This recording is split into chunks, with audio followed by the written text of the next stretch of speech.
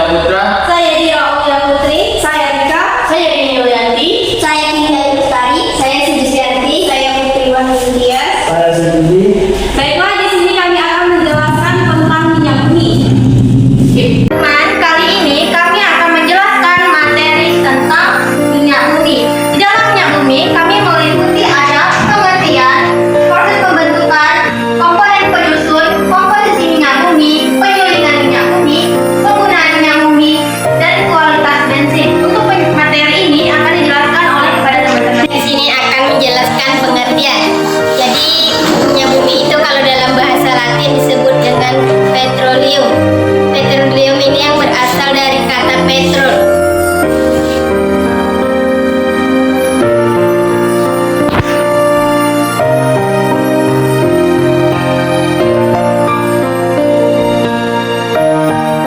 Jadi petrol ini yang berasal dari batuan.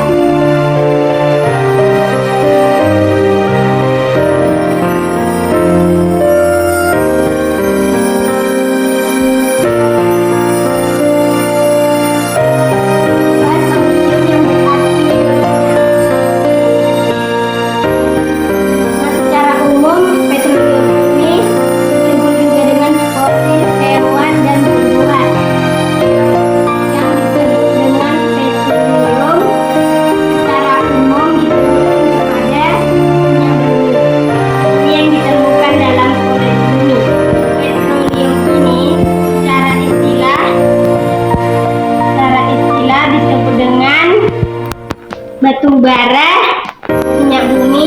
Jadi selanjutnya akan dijelaskan oleh teman saya. Pada teman saya, silakan.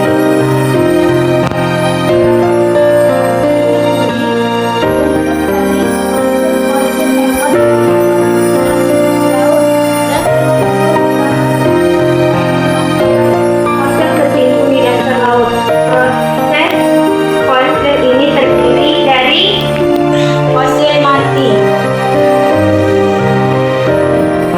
Jasad fosil tertimbun oleh pasir dan lumpur di dasar laut. Lapisan pasir dan lumpur berubah menjadi batuan. Fosil hewan dan tumbuhan terjebak di dalam lapisan batuan, berubah menjadi minyak mentah dan gas alam.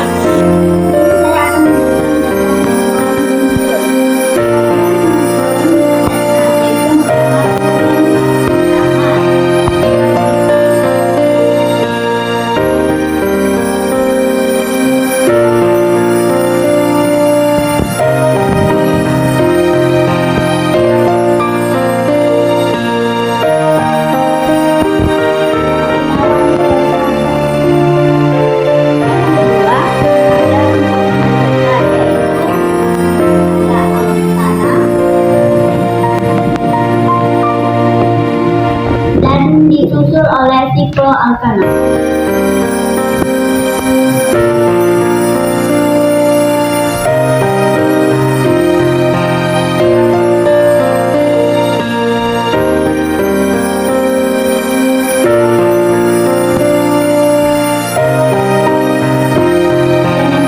Yaitu ada komposisi.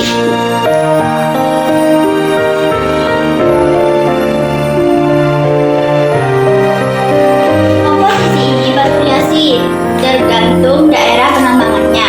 Pada itu ada minyak bumi. Minyak bumi yang ditambang di Indonesia memiliki banyak senyawa hidrokarbon. Itu ada minyak bumi yang ditambang Arab mengandung alkana, dan yang keenam itu minyak bumi yang ditambang oleh Rusia yaitu sikloalkana. Baiklah, di sini saya akan menjelaskan tentang komposisi minyak bumi. Di samping itu terdapat penguatan berupa senyawa organik yang mengandung SNO dan organologam, dan hasil distilasi bertingkat di proses fraksi LNG, LPG, petroleum, ether, bensin, kerosin, solar, oli lilin, dan aspal. Nah, kali ini saya akan menjelaskan tentang penyulingan minyak bumi. Minyak bumi terdapat di dalam bumi sehingga untuk mengambilnya diperlukan pengeboran.